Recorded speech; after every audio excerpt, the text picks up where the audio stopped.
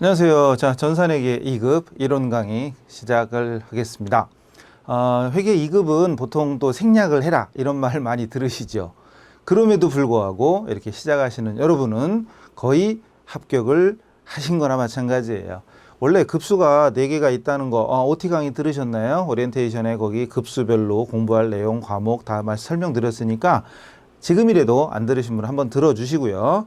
근데 급수가 괜히 있는 건 아니거든요.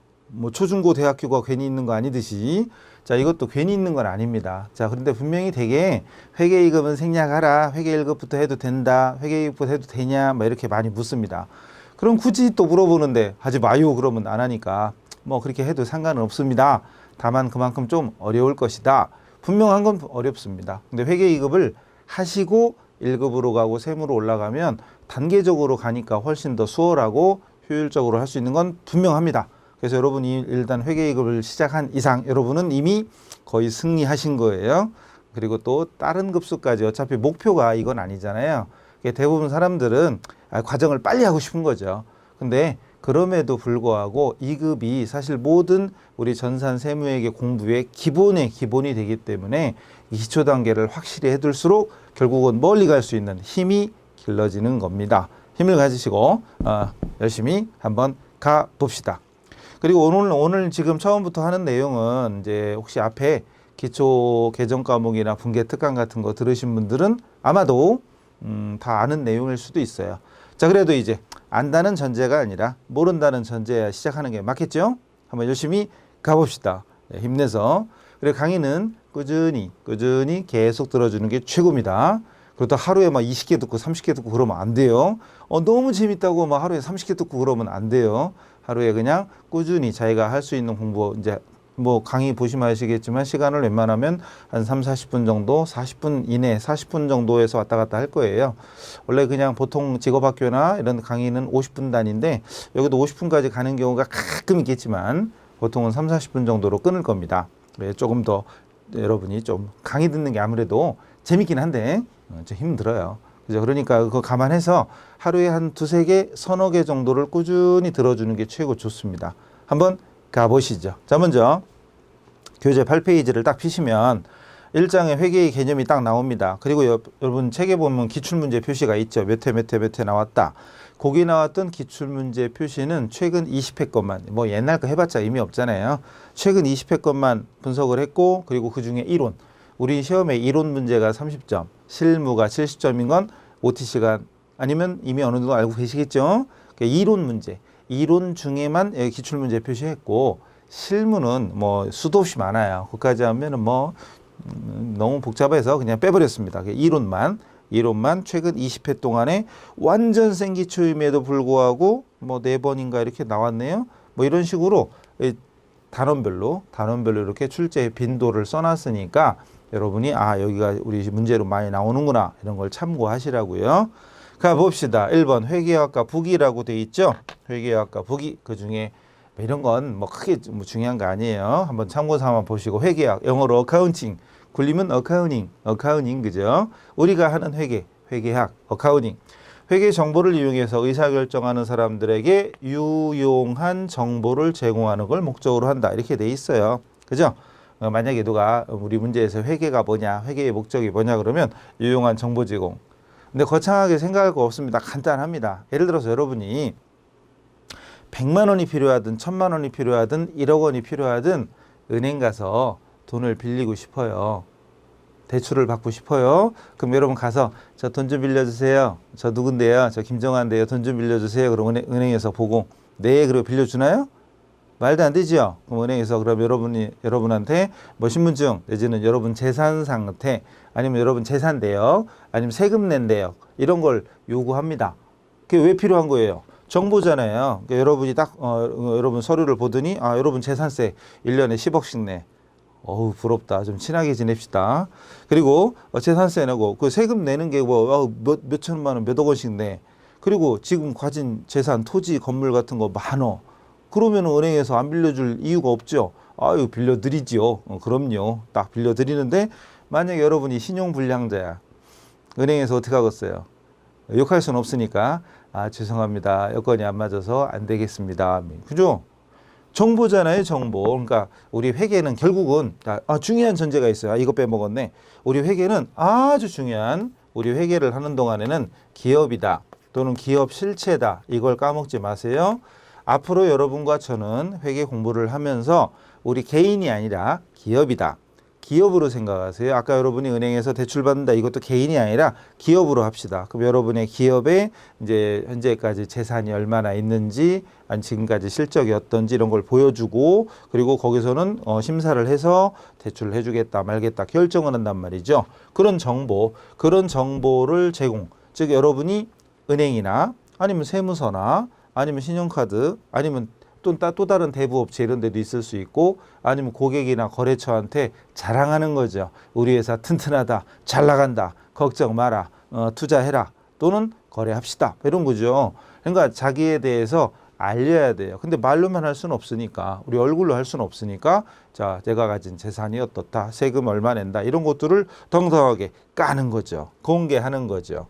그럼으로써 다른 사람들, 즉 거래처나 투자자나 채권자나 은행이나 세무서 등이 여러분 기업에 대한 정보, 그러니까 기업은 정보를 제공하는 것이고, 정보를 이용한 사람들은 그걸 보고 의사결정, 경제적인 의사결정, 돈에 얽힌 경제적인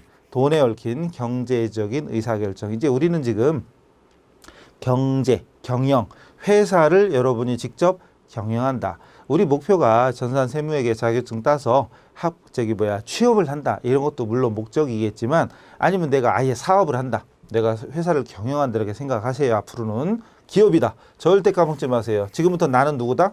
기업이다. 여러분 스스로 나는 기업이다. 나는 자연인이다. 나는 기업이다. 이렇게 생각을 하셔야 돼요. 기업이다. 항상.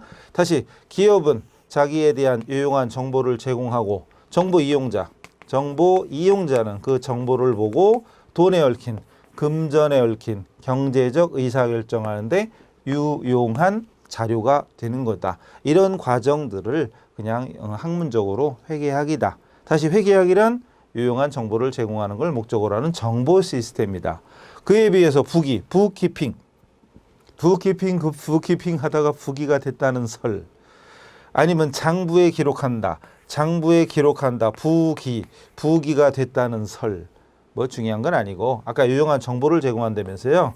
그 정보를 어떻게 제공할 거냐. 정보를 말로만 할 수는 없으니까 서류화, 문서화해서 보고를 할 거 아니에요. 그 과정입니다.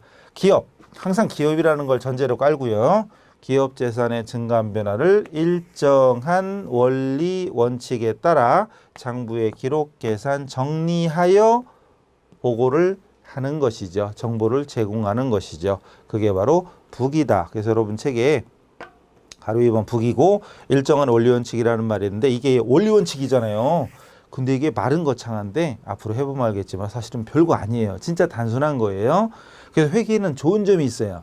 좋은 점이, 평상시 여러분이 약간 논리적인 걸 좋아하시는 분, 이건 이렇고 이건 이러니까 이렇게 해야 돼. 그럼 만약에 그런 걸 여러분이 논리적인 걸 좋아하고, 만약에 논리적으로 수긍이 된다면 받아들여서 행동에 변화를 주거나 의식에 변화를 주는 사람은 회계가 아주 쉽고 재밌을 건데, 난 논리적인 거 싫어. 싫어. 그러면은 조금 헷갈릴 수도 있어요. 회계는 일정한 논리, 원리 원칙이 적용됩니다. 그게 복잡한 건 아니에요. 절대 아닙니다. 간단합니다. 일정한 약속이 있는데 그것만 하면 돼요. 어쨌든 앞으로 이게 뭔지는 가면서 하도록 합시다. 어쨌든 결론은, 회계는 기업에서 자기 회사에 대한 정보를 제공함으로써 상대방이 그 정보를 보고 의사결정에 참고하는 이런 정보 전달 시스템. 근데 이런 거 외우지 않아도 돼요. 지금까지 했던 얘기가 대충 뭔 얘기인가? 그런가 보다 하고 지나가세요. 두 번째, 회계학과 부기의 분류. 회계의 분류에 재무회계와 관리회계가 있는데, 재무회계는 외부, 기업 외부에 있는 다른 거래처, 은행, 아니면 세무서, 아니면 다른 고객들, 이런 사람들한테 제공하는 것이 재무회계이고, 내부적인 관리자나 경영자, 내부적인 경영자나 관리자들한테만, 자기들끼리만 무슨 회의에서 필요한 의사결정 이런 것 때문에 하는 것은 관리회계다. 근데 결론은 우리가 지금부터 공부할 건 당연히 외부 정보, 재무회계입니다. 다만 우리 전산회계에서는 재무회계다 이런 표현을 잘 안 하고 그냥 회계원리, 회계원리라고 합니다. 그래서 원래 교재가 제 교재가 회계원리 이론이 회계원리 쪽이에요. 기초회계원리, 회계원리 이렇게 구분을 해드렸는데 완전 생기초, 완전 생기초를 자세히 해놨어요. 아주 자세히. 그래서 완전 생기초 그리고 회계원리까지 이렇게 돼 있습니다. 어쨌든 재무회계, 우리가 해야 될 건 재무회계다. 그리고 부기는 단식부기, 복식부기가 있는데 일정한 원리 원칙이 없다, 있다. 결론은 이겁니다. 결론 우리는 일정한 원리 원칙이 있는 걸 배우겠죠. 없는 걸 배운 다음에 이렇게 이제 근데 여러분 지금까지 회계를 뭐 들어보신 적이 있는지 그리고 회계를 공부 일단 시작했죠? 한 발 디뎠죠? 이제 어쩔 수 없어요. 결과를 봐야 돼. 끝을 봐야 돼 우리. 자 근데 생각해 보세요. 주변에 회계 어려워 그런 사람이 많아요. 회계 쉬워 제일 쉬웠어 이런 사람이 많아요. 어렵다는 사람이 많죠 아마. 그리고 하지마 회계 어려워 하지마 이런 사람 있죠. 자기가 어려우면 자기만 그만두면 되지 하지 말라고 그래. 이상한 사람들이 있어요. 여러분 주변에 있나? 예. 어쨌든 결론은 어렵고 쉽고 생각하지 마시고 우리는 일정한 원리 원칙에 따라갑니다. 근데 그 원리 원칙이 진짜 간단해요. 이제 몇 시간 안에 배워요. 몇 시간 안에 다 나옵니다. 몇 시간 안에 다 나와요. 그것이 끝까지 계속 갑니다. 그러니까 좋은 점은 한 번만 그 원리를 깨우치면 끝까지 똑같은 걸 계속 반복하기만 하면 돼. 쉽잖아요. 근데 왜 사람들이 어렵다고 그래? 기초적인 단계에서 원리를 확실히 깨우치지 않고 대충 가니까 가면 갈수록 똑같은 얘기가 반복되는데 앞에서 몰랐잖아요. 뒤에 가면 모르겠죠. 당연히 모르겠죠. 그래서 어렵다고 하는 거예요. 결론은 안 해서 그래요. 안 해서 어려운 거지 하면 쉬워요. 앞으로 보면 알겠지만 제가 굉장히 좀 무식해요. 저 단순하고. 근데도 저는 회계하잖아요. 그러니까 중요한 건 하고자 하는 목적, 의지가 있으면 무조건 합니다. 그리고 약간의 노력. 노력 없이 되는 건 아무것도 없잖아요. 복권도 노력해야죠. 복권도 사야 되잖아요. 복권 사지도 않으면서 나는 왜 복권도 안 돼? 아이씨 말 맨날 이러고 있으면 안 되잖아요. 그죠? 노력해야 됩니다. 자, 일단 원리 원칙이 있는데 뭔지는 모르겠어. 그 다음에 자기 검증 기능이 있다. 이게 장점입니다. 자기 검증 기능이 있다. 이게 장점. 복식부기의 장점. 우리가 결국은 해야 될 건 재무회계이면서 복식부기라는 거. 그냥 그런갑다 하세요. 몰라도 돼요. 안 외워도 됩니다. 제가 외우라고 하는 건 꼭 외우라고 합니다. 침 튀겨 가면서 이건 외우세요 몇 번 합니다. 근데 이건 안 외워도 돼요. 또 자기 검증 기능이 있다. 자기 스스로 검증. 내가 하는 게 제대로 됐다 안 됐다 검증할 수 있는 시스템이 있어요. 뭐가 있냐? 간단합니다. 배운 사람한테는 대차평균의 원리 이런 얘기하면 그러고 알죠. 근데 처음 하는 사람은 뭔 얘기하는겨? 뭐 이렇게 되는 거죠. 결론은 좀 기다리세요. 기다리다 보면 나옵니다. 넘어가시죠. 자, 그다음 책에 진하게 써드렸는데 자기 검증 기능이 있다고 써드렸는데 어쨌든 지금 안 해오셔도 됩니다. 넘어가시죠.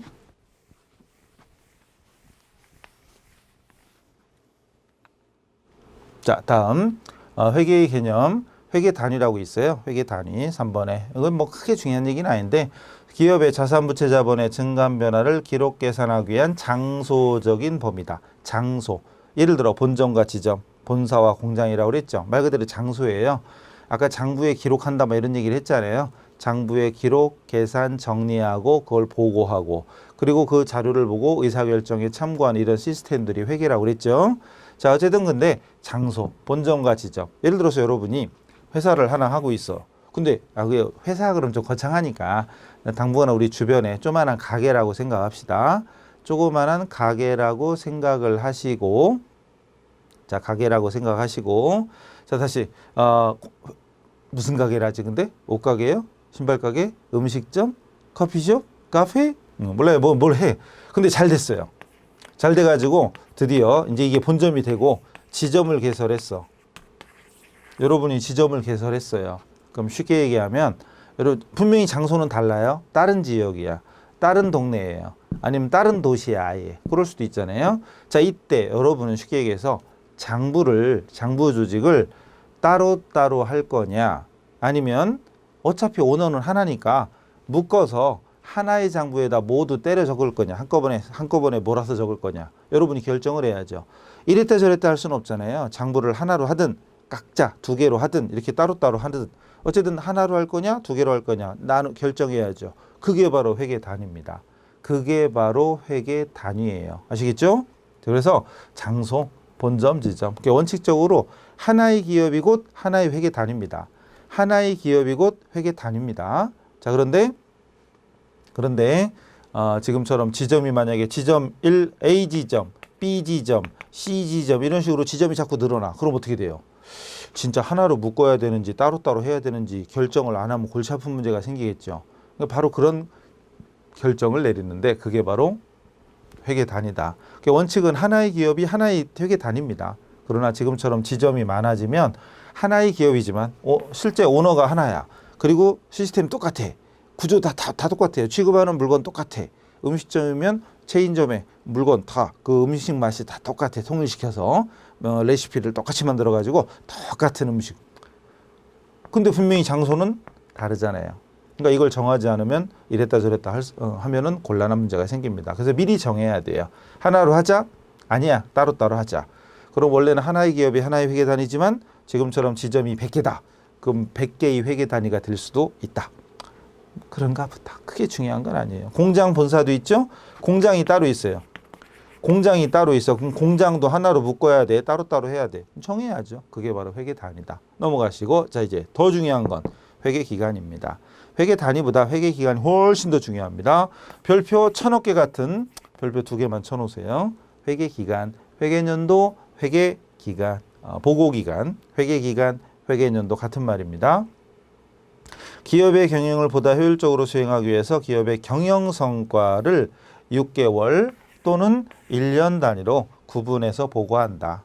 이 기간을 바로 회계 기간 또는 회계년도라고 하더라. 말 그대로 언제부터 언제까지. 예를 들어서 여러분이 그냥 개인적으로 누구한테 그런 얘기 하나? 너 얼마 버냐? 너 얼마나 버냐? 친한 사람, 편한 사람, 너 얼마나 벌어? 그런 얘기하면 나 500 벌어, 나 200 벌어, 300 벌어 이렇게 하나요? 안 할 것 같으네요. 그죠? 물어보는 사람도 실례인가? 그렇죠? 그럼 또 그러죠. 넌 얼마 버냐? 그렇게 하려고 그랬죠? 묻지 마세요. 비참해요.